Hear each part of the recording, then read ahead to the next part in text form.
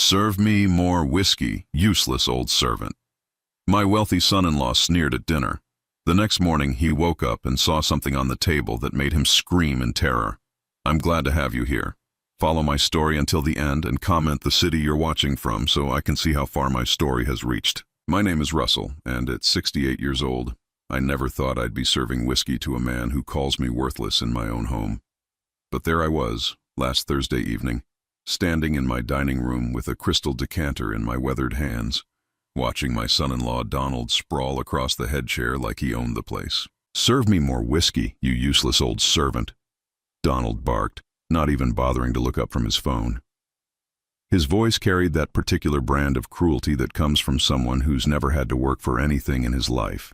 The words hit me like a physical blow, but I kept my face neutral. I'd learned that showing pain only encouraged him.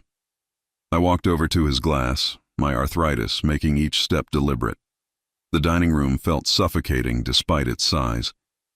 This was the same room where my late wife, Margaret, and I had hosted countless family dinners where we'd celebrated birthdays and holidays, where love used to live. Now it felt like a courtroom where I was perpetually on trial. "Dad, maybe Donald's had enough," my daughter Sarah said quietly from her seat, but her voice lacked conviction. She never really stood up to him, not when it mattered. I could see the conflict in her eyes, the way she looked between her husband and her father like she was watching a tennis match she couldn't bear to see end. Donald let out a harsh laugh. "Mind your own business, Sarah. Your father doesn't mind serving me, do you, Russell?" He finally looked at me then, his eyes cold and calculating. "After all, it's not like you have anything better to do with your time." I poured the whiskey, watching the amber liquid splash against the glass. My hands were steadier than I expected them to be. "No, sir," I said quietly. The words tasted like ash in my mouth. That's what I thought. Donald took a long sip and leaned back in the chair that used to be mine. "You know, Sarah, sometimes I wonder what your father actually contributed to this family. I mean, look at this place." He gestured around the room with his glass. "If it weren't for my business sense, you'd probably be living in some tiny apartment somewhere." The lie was so bold, so audacious, that for a moment I felt dizzy. This house, these lands, everything Donald claimed as his own, had been in my family for 3 generations. My grandfather had built the foundation with his bare hands. My father had expanded it during the boom years. I had maintained it, improved it, turned it into something beautiful for Margaret and our children. "Donald, please," Sarah whispered, but he wasn't finished. "I've been thinking we need to make some changes around here," he continued, swirling his whiskey like he was contemplating fine art. "This place is getting too big for an old man to manage. Maybe it's time we looked into some assisted living options." The words hung in the air like smoke from a fire. Assisted living. He meant a nursing home.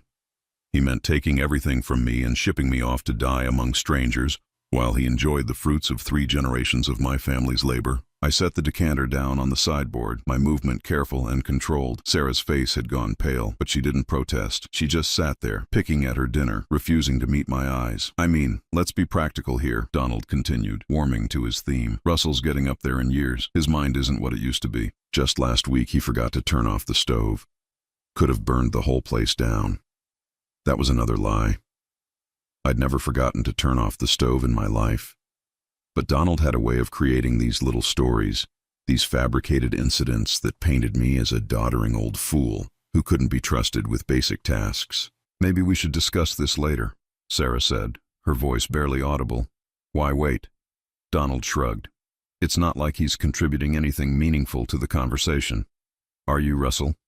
I looked at him then, really looked at him. He was 34 years old, soft around the middle from too much good food and not enough honest work. His face had the bland arrogance of someone who'd never faced real consequences for his actions. He wore a $5,000 suit that I'd paid for, sitting in a chair at a table in a house that my family had built, drinking whiskey from bottles I'd bought with money I'd earned through 40 years of hard work. "No, sir," I said again. But something had shifted inside me. A door that had been closed for months was beginning to crack open. Donald smiled. The kind of smile a cat gives a mouse before the final pounce. "See? He understands his place." After dinner, I retreated to my small bedroom upstairs. It used to be the guest room, But Donald had suggested it would be more appropriate for me to have a smaller space. He and Sarah now occupied the master suite that Margaret and I had shared for 37 years. I sat on the edge of my narrow bed, looking out the window at the land that stretched as far as the eye could see. Rolling hills covered in oak trees, a creek that ran year-round, soil so rich you could grow anything. This land had been my life's work, my legacy, my gift to future generations. But as I sat there in the darkness, I realized something that Donald had gravely underestimated. Being treated like a servant, being dismissed and degraded in my own home, had given me something valuable: invisibility. When people think you're powerless, they stop watching you carefully. They stop paying attention to what you're doing. Tomorrow morning, I thought to myself, Donald was going to learn just how dangerous it could be to underestimate a man who had nothing left to lose. The next morning, I was up before dawn, as I had been every day for the past 68 years. Old habits die hard, and some part of me still believed this house needed me, even if the people in it didn't. I made my way down to the kitchen, my bare feet silent on the hardwood floors that Donald claimed to have refinished, but had actually been restored by my own hands 5 years ago. I started the coffee, the familiar ritual giving me comfort. The kitchen had always been Margaret's domain, but after she passed 3 years ago, I'd learned to find peace in its routines. The morning light filtered through the windows she'd chosen, illuminating the herb garden she'd planted that I still tended in her memory. This had been going on for 2 years now. 2 years since Donald had slowly, methodically, convinced Sarah that I was becoming a burden. It started small, the way these things always do. Little comments about my forgetfulness. Suggestions that I might be safer with professional care. Gentle hints that maintaining such a large property was too much for a man my age. What made it worse was that Sarah believed him. My own daughter, the little girl I'd taught to ride horses in the back pasture, who I'd walked down the aisle just 6 years ago, had started looking at me like I was a problem to be solved rather than her father. Donald had been patient. I had to give him that. He'd married Sarah when she was still grieving her mother's death, when she was vulnerable and desperate for someone to take care of the practical things. He'd presented himself as the solution to all her problems, the strong man who would handle the business side of life while she healed. But I'd seen through him from the beginning. I'd watched him calculate the value of our property with his eyes during their very first visit. I'd noticed how he asked pointed questions about my health, my mental acuity, my financial arrangements. He wasn't marrying my daughter. He was positioning himself for an inheritance. The worst part was how he'd turned my own kindness against me. When I'd offered to help with their finances after the wedding, he'd seen opportunity. When I'd suggested transferring some property into their names for tax purposes, he'd seen conquest. Every generous gesture I'd made had been twisted into evidence of my declining judgment. I poured my coffee and walked over to the large oak table that dominated the kitchen. This was where I did my real work now, the work that Donald knew nothing about. I pulled out a thick manila folder from beneath a stack of farming magazines and opened it carefully. Inside were documents that would have made Donald's blood run cold if he'd known they existed. Letters from my attorney, property records, financial statements, phone records. For the past 6 months, I'd been quietly, methodically, undoing every legal transfer I'd made in Donald's favor. The property deed that put half the ranch in his name, reversed due to a clause about mental competency that I'd insisted on including. Donald had been so eager to sign that he hadn't read the fine print carefully. The power of attorney that gave him control over my finances, revoked, using a provision that allowed me to reclaim full control with a simple notarized statement. The bank accounts where I'd deposited money for their future, emptied, with every penny transferred back to accounts that only I could access. I'd been careful, methodical, working with my lawyer who'd known me for 30 years and trusted my judgment completely. Every document was legal, every action was legitimate, every step was irreversible. As I sipped my coffee, I heard footsteps on the stairs. Donald was an early riser when he needed to be, though he usually spent his mornings making phone calls about investment opportunities that seemed to involve other people's money more than his own. I quickly closed the folder and slid it back under the magazines. Let him think I was just an old man reading about crop rotations and livestock prices. Let him maintain his illusion of superiority for just a little while longer. Donald appeared in the kitchen wearing silk pajamas that cost more than most people's monthly salary. His hair was perfectly styled even first thing in the morning, the result of expensive treatments he charged to my credit cards. "Morning, Russell," he said without warmth. "Coffee ready?" "Yes, sir," I replied, already reaching for his favorite mug. It was hand-painted ceramic that Margaret had bought during a trip to Santa Fe, but Donald used it like it was disposable. He settled at the table, in the spot where Margaret used to sit for our morning conversations. The casual disrespect of it still made my chest tight, but I learned to swallow that pain along with all the others. "I've been thinking about our conversation last night," Donald said, scrolling through his phone while he spoke. "About those assisted living places. I think we should start looking seriously. There's a very nice facility about 40 minutes from here. Clean, professional, affordable. Affordable." The word was a knife twist. He was planning to warehouse me in the cheapest place he could find while living in luxury on my property. "If you think that's best," I said quietly, setting his coffee in front of him. "I do." He didn't look up from his phone. "Sarah's been worried about you, you know. She thinks you're getting confused more often, forgetting things. It's perfectly natural at your age, but it's not safe. More lies, more fabricated concerns. Sarah wasn't worried about my safety. She was worried about disappointing her husband. She'd chosen him over me, and we both knew it." "Will I be able to visit the ranch?" I asked, playing the role he expected me to play. Donald finally looked up, and I saw something cold flicker in his eyes. "Well, that would depend on a lot of factors. Your health, the facility's policies, whether visits would be beneficial for your adjustment. In other words, no. Once I was out of this house, I'd never see it again." "I understand," I said. Donald smiled, satisfied that I was accepting my fate without resistance. "Good. I'll make some calls today, set up some tours. We can probably have you settled somewhere within the month." Within the month. He was moving faster than I'd expected, which meant I needed to accelerate my own timeline. After Donald finished his coffee and headed upstairs to get dressed, I walked out to the front porch. The morning air was crisp and clean, carrying the scent of the earth that my family had worked for 3 generations. This land wasn't just property to me. It was legacy, history, the physical manifestation of everything my ancestors had built. I thought about my grandfather, who'd come to this county with nothing but determination and a willingness to work harder than anyone else. I thought about my father, who'd expanded the ranch during the good years and held on to it during the bad ones. I thought about Margaret, who'd made this house a home, who'd filled it with laughter and love and the kind of warmth that money couldn't buy. Donald thought he was going to take all of that away from me. He thought he could erase 3 generations of history and call it progress. He was about to learn how wrong he was. I walked back inside and went straight to the kitchen table. I opened the manila folder one more time and pulled out a single sheet of paper. It was a copy of a letter that would be delivered by certified mail this morning, a letter that would reach Donald's hands before noon. Tomorrow morning, I thought to myself, he was going to wake up to find his entire world turned upside down. And for the first time in 2 years, I allowed myself to smile. I was sitting on the front porch when the mail truck pulled up at 10:37 that morning. I'd been waiting, rocking in the same chair where my father used to sit, watching the road with the patience of a man who'd finally found his purpose again. The certified mail required a signature. Through the screen door, I could hear Donald's confident footsteps as he went to answer the knock. He was probably expecting some business correspondence or maybe documents related to one of his so-called investment ventures.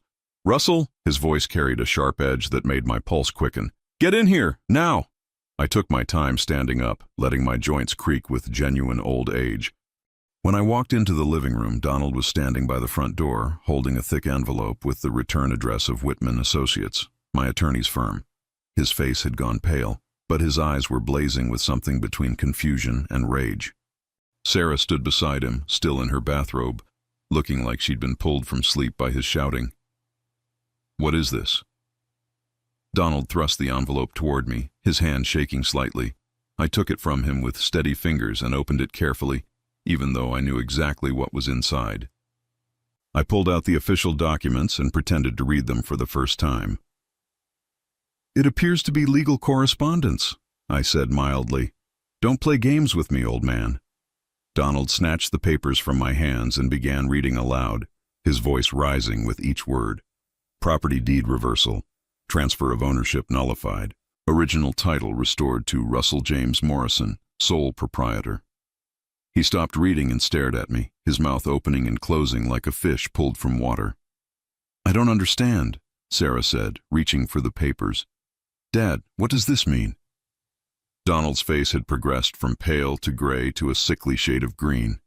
"It means your father has lost his damn mind, that's what it means." But I could see in his eyes that he knew exactly what it meant. He understood that every legal maneuver he'd orchestrated, every document he'd convinced me to sign, every financial transfer he'd arranged had been quietly, methodically undone. "The ranch is mine again," I said simply. "All of it. The house, the land, the livestock, the equipment, everything." Sarah looked between us, her confusion genuine and heartbreaking. She'd trusted Donald to handle these matters, had signed papers without reading them because she'd been grieving and overwhelmed.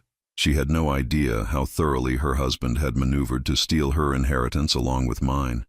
"You can't do this," Donald said, but his voice lacked conviction.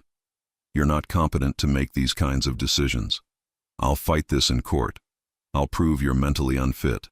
I walked over to the mantelpiece and picked up a small digital recorder that had been sitting there for months, disguised among Margaret's collection of ceramic figurines. Donald's eyes followed my movement, and I saw the exact moment when understanding dawned. "You've been recording us," he whispered. "For 6 months," I confirmed. "Every conversation, every insult, every plan you've made to steal my land and warehouse me in some cut-rate nursing home." I pressed play, and Donald's voice filled the room from just 2 nights ago. "The old fool doesn't suspect a thing. Once we get him declared incompetent, everything will be ours. The property alone is worth over $2 million, and that's not counting the mineral rights." Sarah's hand flew to her mouth. "Donald, you said you were trying to help him." "And from last week," I continued, fast-forwarding through the recording. Donald's voice again. "I've already contacted 3 facilities. The cheapest one is $200 a day, but it'll do. We just need him out of the way so we can start developing the back 40 acres. The silence that followed was deafening. Sarah was staring at her husband like she'd never seen him before, which in many ways she hadn't. "Sarah, let me explain," Donald started, but she held up her hand. "You were going to put my father in a nursing home so you could sell his land?" Her voice was barely a whisper. "Our land," Donald corrected automatically, then realized his mistake. I was thinking about our future, about financial security." "Financial security built on stealing from my father?" I could see the marriage dissolving in real time, years of manipulation and lies finally coming to light. But I wasn't finished yet. "There's more," I said, pulling out another set of documents. "The joint bank account you convinced me to open, the one where I deposited $50,000 for your investment opportunities. I closed it yesterday morning. Every penny has been transferred back to my personal accounts." Donald's legs seemed to give out beneath him. He sank into the nearest chair, his face now completely drained of color. "The credit cards in my name that you've been using? Canceled. The car that's registered to me but you've been driving? The lease is terminated. The health insurance policy that covers both of you through my veterans benefits? I've removed you as beneficiaries." Each revelation was another nail in the coffin of the life Donald had built on my generosity and Sarah's ignorance. "Dad," Sarah said quietly, "how long have you known?" I started suspecting about a year ago," I admitted. "But I wanted to be sure. I wanted to give Donald every chance to prove me wrong, to show that he actually cared about this family rather than just our assets." "You manipulative old bastard," Donald snarled, finally finding his voice again. "You think you're so clever, but you've just destroyed your own daughter's marriage." "No," I said firmly. "You destroyed it the moment you decided to treat me like an obstacle instead of family." Sarah was crying now, quiet tears that reminded me of the little girl she used to be when she'd skinned her knee or broken a favorite toy. But these tears were different. These were the tears of a woman realizing that her life had been built on lies. "I trusted you," she whispered to Donald. "I believed you when you said Dad was getting confused. I believed you when you said we needed to take control of his finances for his own protection." "I was protecting us," Donald protested. "I was thinking about our future, about what would happen when he's gone." "You were thinking about money," I corrected. "You were counting on me dying so you could cash in on 3 generations of my family's work." Donald stood up abruptly, his chair scraping against the hardwood floor. "This isn't over. I'll lawyer up. I'll prove you're mentally incompetent. I'll show that you were manipulated into signing these documents." I smiled then, the first genuine smile I'd felt in months. "You're welcome to try, but you might want to ask yourself how you're going to pay for a lawyer now that all your credit cards have been canceled and your bank accounts are empty." The truth of his situation was finally sinking in. Without access to my money, Donald had nothing. His expensive clothes, his luxury car, his investment schemes had all been funded by my generosity. Strip that away, and he was revealed as exactly what he'd always been, a parasite. "Get out," Sarah said suddenly. Her voice was steady now, filled with a resolve I hadn't heard from her in years. "Sarah, you're upset.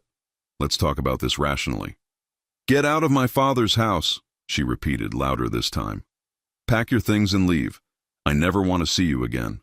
Donald looked between us, perhaps finally realizing that his careful manipulation had completely unraveled. "You'll regret this, both of you. You have no idea what you're giving up." "I know exactly what I'm giving up," Sarah said. "I'm giving up a man who tried to steal from my father and lied to me for years." As Donald stormed out of the room, probably to pack his expensive belongings, Sarah turned to me with tears still streaming down her face. "Dad, I'm so sorry. I should have seen it. I should have protected you." I walked over and pulled her into a hug, feeling for the first time in years like I was her father again, instead of just an inconvenience. "You were grieving your mother," I said gently. "You needed someone to lean on. He took advantage of that, but it's not your fault." Outside, I could hear Donald slamming doors and shouting into his phone, probably calling friends who would soon discover they couldn't rely on his financial generosity anymore. But inside the house, for the first time in 2 years, there was peace.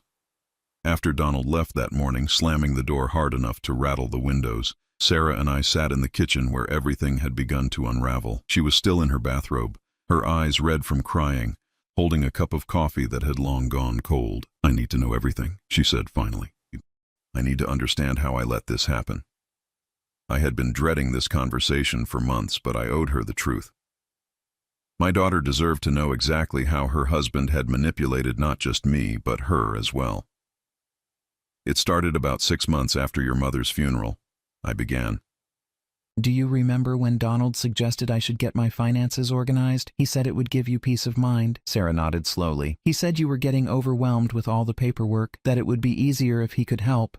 "What he didn't tell you was that he'd already spent weeks going through your mother's things while you were at work. He found our insurance policies, our investment statements, our property deeds. He knew exactly what this family was worth before he ever offered to help."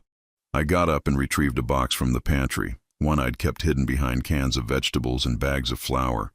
Inside were photocopies of documents, bank statements, and most damning of all, printouts of emails Donald thought I'd never see. "Your husband made a critical mistake," I said, setting the box on the table. "He assumed that because I'm old, I'm also stupid. He forgot that I ran a successful ranch for 40 years, that I understand contracts and negotiations and how to read the fine print." Sarah picked up one of the emails, her face growing pale as she read. It was correspondence between Donald and a real estate developer, discussing the potential value of our back 40 acres for a shopping complex. He was planning to sell the land, she whispered. That was just the beginning. I pulled out another document. "This is a contract he signed with a company that demolishes old houses. He was going to tear down this house, the house your great-grandfather built, and put up a strip mall." The papers rustled in her shaking hands. "But he told me we needed to preserve Dad's legacy. He said we were protecting the family property. He was protecting his investment." I sat back down across from her. "Sarah, your husband saw dollar signs every time he looked at me. He calculated my life expectancy, my potential medical costs, the exact moment when keeping me alive would become less profitable than letting me die." She set the papers down and covered her face with her hands. "Oh God, Dad, what kind of monster did I marry? The kind who's very good at telling people what they want to hear." I reached across the table and touched her arm gently. "You weren't stupid for believing him. You were grieving, and he used that grief against you." I pulled out the most painful document of all, a life insurance policy Donald had taken out on me without my knowledge, listing himself as the beneficiary. The premium was $5,000 a year, money he'd been paying from my own accounts. "He was betting on me dying," I said simply. "In fact, he was counting on it." Sarah's sob was raw and broken. How could I not have seen this? How could I have been so blind? Because he was careful. He never pushed too hard too fast. Every suggestion seemed reasonable. Every document seemed legitimate. And he made sure you were always stressed and overwhelmed when it came time to sign things. I'd been watching Donald's methods for months, studying them like a general studies an enemy's battle tactics. He would wait until Sarah had a bad day at work, or when she was worried about bills, or when I'd had what appeared to be a senior moment. Then he would present paperwork that needed immediate attention, decisions that couldn't wait.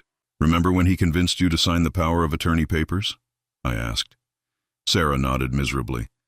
You'd fallen in the garden that morning. I was scared, and Donald said we needed to make sure someone could make medical decisions for you if something serious happened. But that wasn't a medical power of attorney. It was a general power of attorney that gave him control over all my finances, and you signed it as a witness, which made it completely legal. She was crying again, the quiet tears of someone realizing how completely they'd been deceived. He used my love for you against both of us. That's exactly what he did. I reached into the box one more time and pulled out a notebook. But here's what Donald didn't know. I've been keeping a detailed record of every conversation, every manipulation, every lie.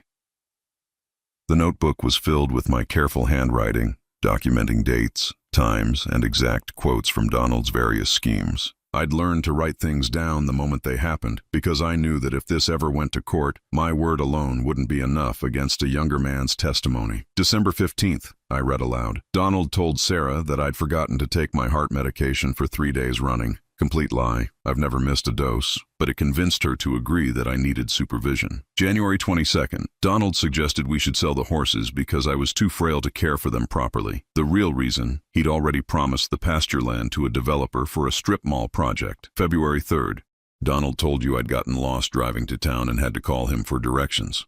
Another lie. But it convinced you that I shouldn't be driving anymore.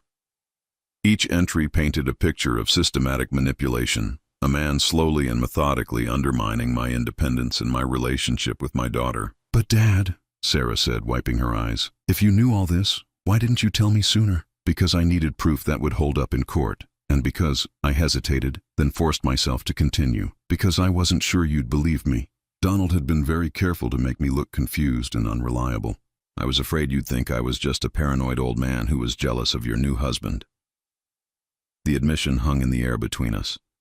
Sarah looked stricken, and I could see her replaying months of interactions, seeing them now through this new lens of understanding.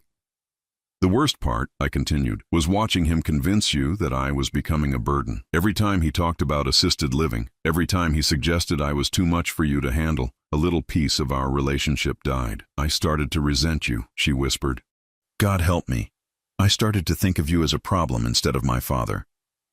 That was his goal. He needed you to see me as disposable so you wouldn't object when he disposed of me. I pulled out the last item from the box, a brochure for Sunset Manor, the assisted living facility Donald had chosen for me. The place looked pleasant enough in the photographs, but I'd done my research.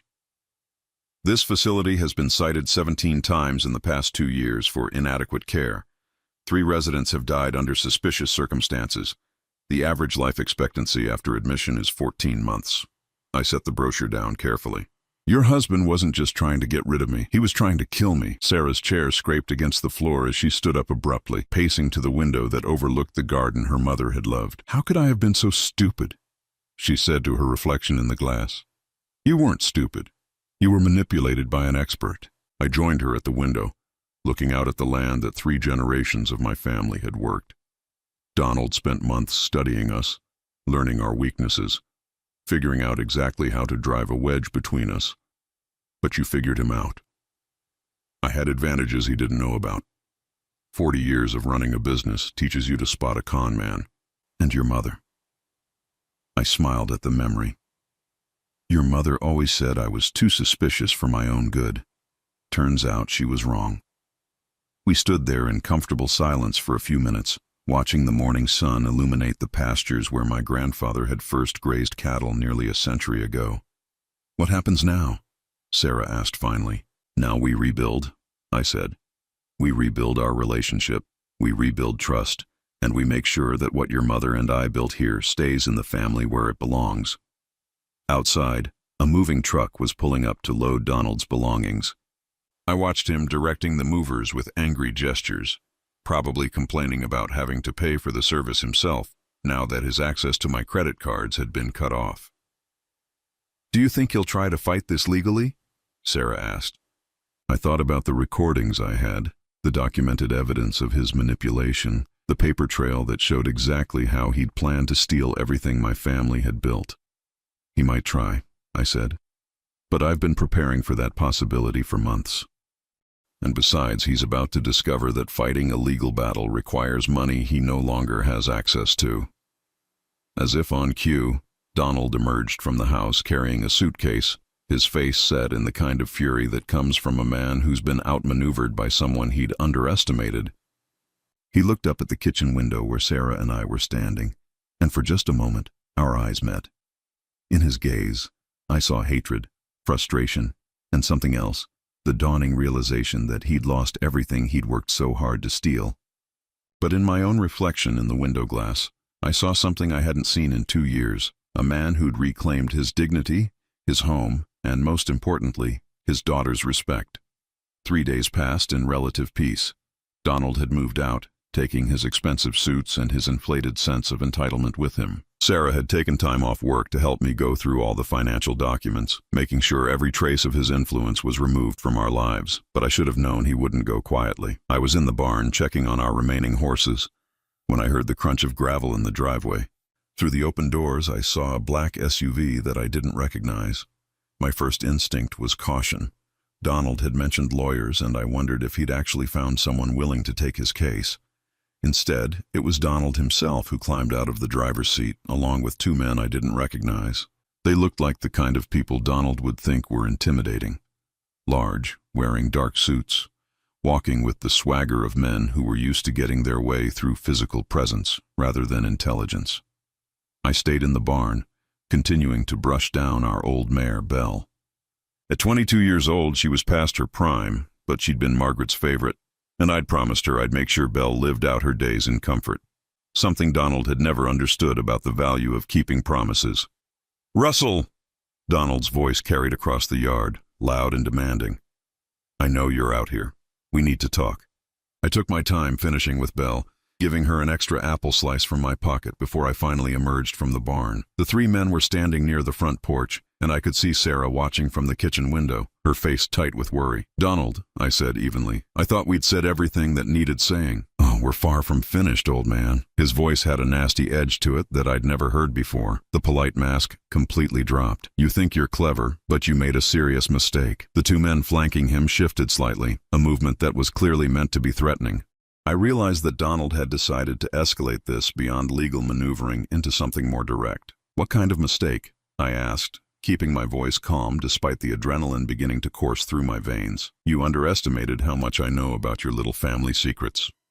Donald's smile was cold and calculating. "See, while I was living in your house, I had plenty of time to go through your personal papers. Your wife's medical records, for instance. My blood went cold. Margaret's medical records were private, stored in a locked filing cabinet in my bedroom. The fact that he'd violated that privacy felt like a physical assault. Margaret had early-stage dementia when she died, didn't she?" Donald continued, his voice loud enough to carry to the house where Sarah was listening.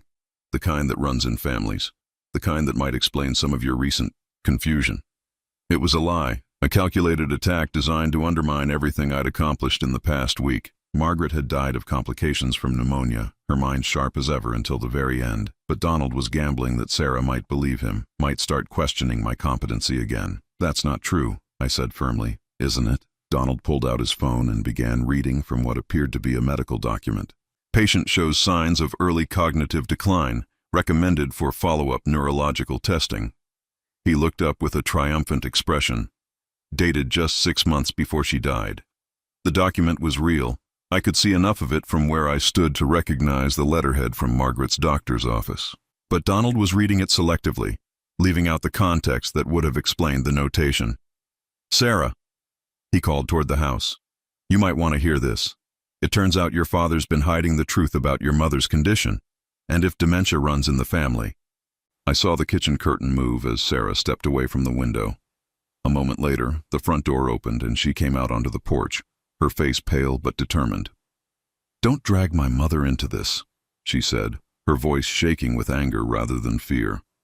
"I'm not dragging her into anything. I'm simply pointing out that your father has been lying to you about a lot of things." Donald's voice took on the smooth, persuasive tone I'd heard him use so many times before. "Think about it, Sarah.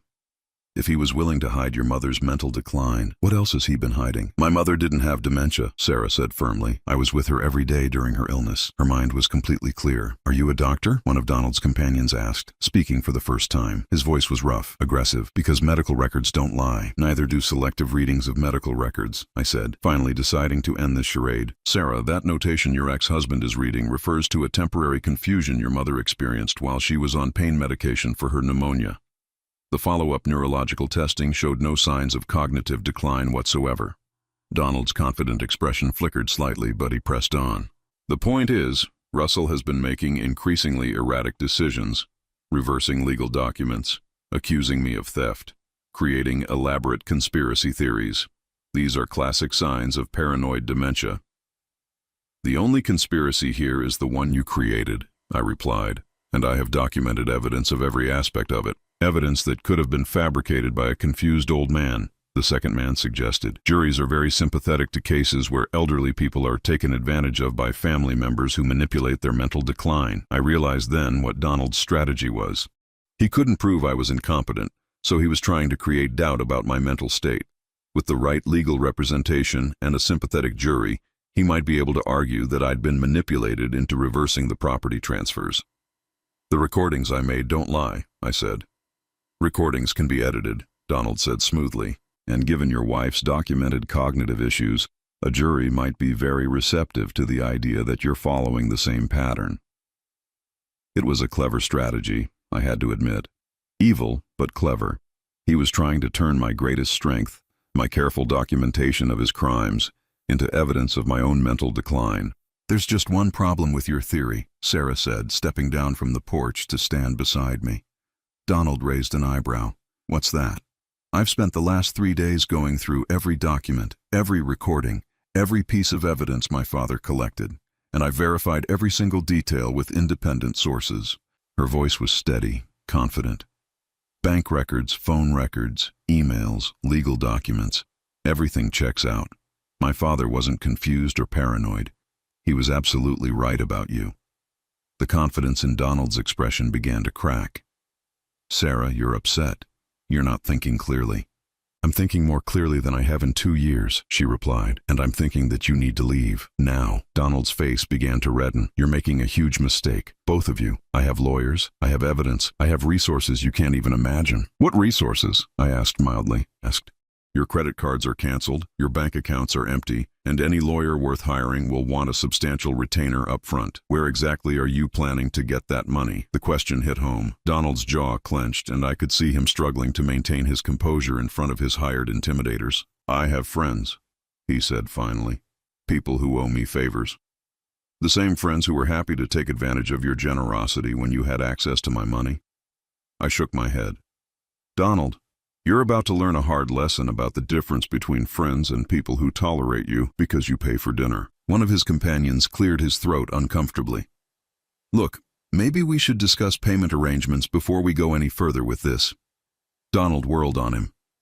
"We discussed this already. You'll be paid when I get what's owed to me." "Yeah, but that could take months, and we've got bills to pay now." I almost felt sorry for Donald as I watched his last bit of leverage evaporate. Even the muscle he'd hired was abandoning him when they realized there was no immediate payoff. "Get off my property," I said quietly. "All of you, and don't come back." Donald's face went through a series of expressions: rage, desperation, calculation, and finally, defeat. He looked around at the land that he'd counted as his own for so long, the house where he'd planned to live while I rotted away in some nursing home. "This isn't over," he said, but the words lacked conviction. "Yes, it is," Sarah replied. "It's been over since the moment you decided to treat my father like your personal ATM instead of like family." As the 3 men walked back to their SUV, Donald turned for one last parting shot. "You think you've won, but you're just a bitter old man who's going to die alone in that house." And when you do, Sarah will remember how you destroyed her marriage. Her marriage was destroyed the moment you decided to steal from her father, I said. I just made sure she found out about it before it was too late. The SUV pulled away in a cloud of dust, and I knew with certainty that we'd seen the last of Donald. Men like him were predators who moved on to easier prey when their current target proved too difficult to bring down. Sarah and I stood in the driveway, watching until the vehicle disappeared around the bend. The silence that followed felt different from the tense quiet of the past few years. This was the silence of resolution, of a storm finally passing. "Are you okay?" Sarah asked. I looked around at the land that my grandfather had claimed, that my father had improved, that I had maintained, and that would now pass to my daughter as it should have all along. "I'm better than okay," I said. "I'm home." 6 months later, I was sitting on the front porch in the same rocking chair where this whole story began, watching Sarah teach her 5-year-old nephew how to feed the horses. My grandson Tommy had been nervous around the animals at first, but Sarah had infinite patience, just like her mother used to have. The house felt alive again in ways I'd almost forgotten were possible. Sarah had moved back into her childhood bedroom after the divorce was finalized, and while neither of us talked about it as a permanent arrangement, I could see her rediscovering the peace that came from living on land that had been in our family for 3 generations. "Grandpa Russell," Tommy called out, running toward the porch with his gap-toothed grin.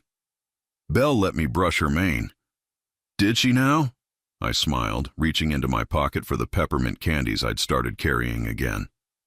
Tommy's visits had become a weekly tradition, something that never would have happened if Donald had succeeded in shipping me off to that nursing home. Sarah followed at a more leisurely pace, her cheeks flushed from the morning air.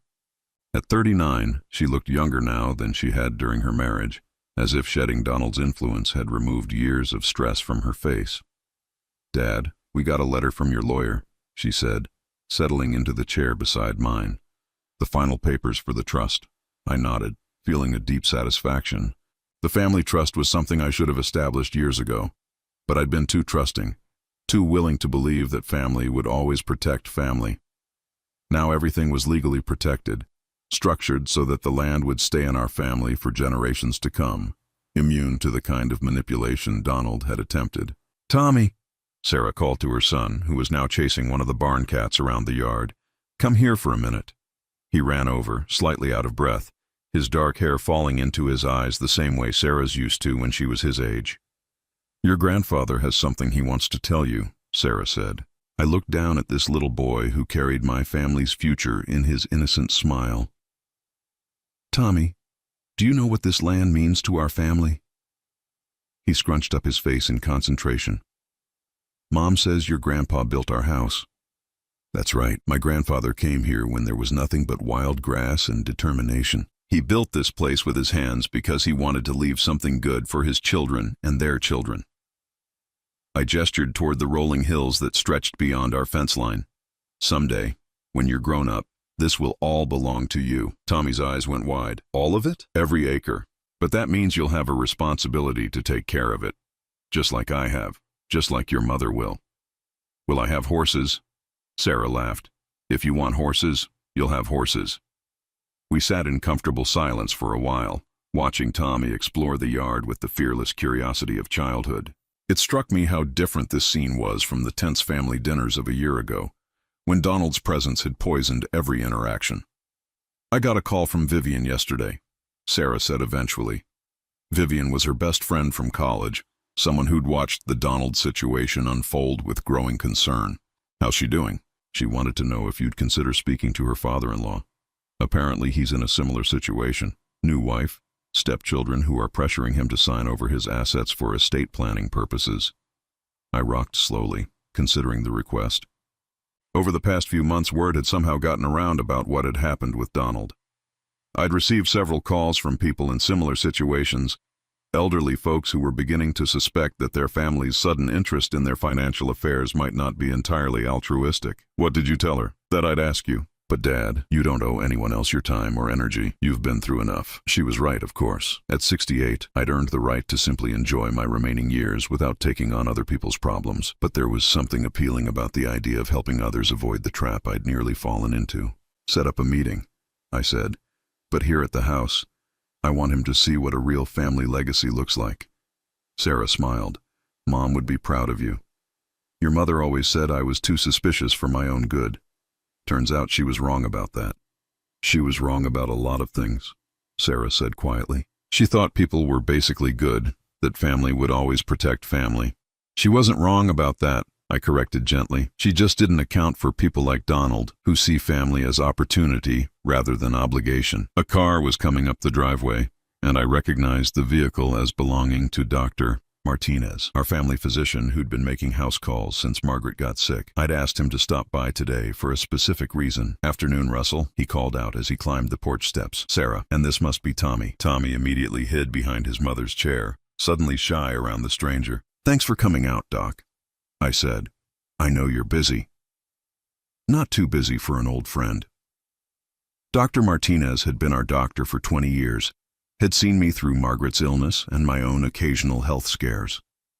"What can I do for you?"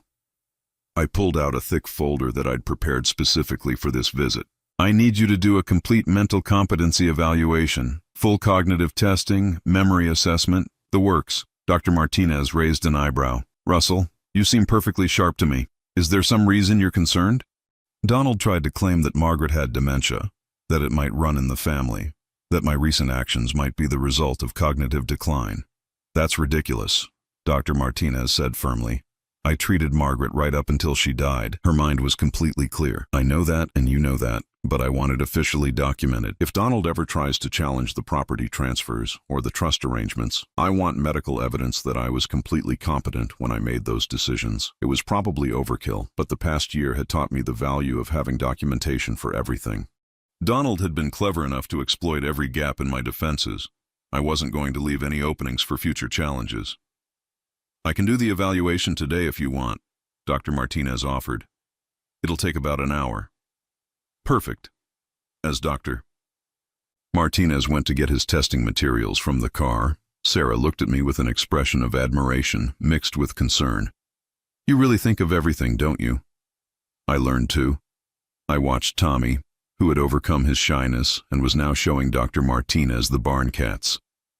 "Your mother used to tease me about being overly cautious, but caution is what saved us from losing everything." The evaluation took longer than expected, but Dr. Martinez was thorough.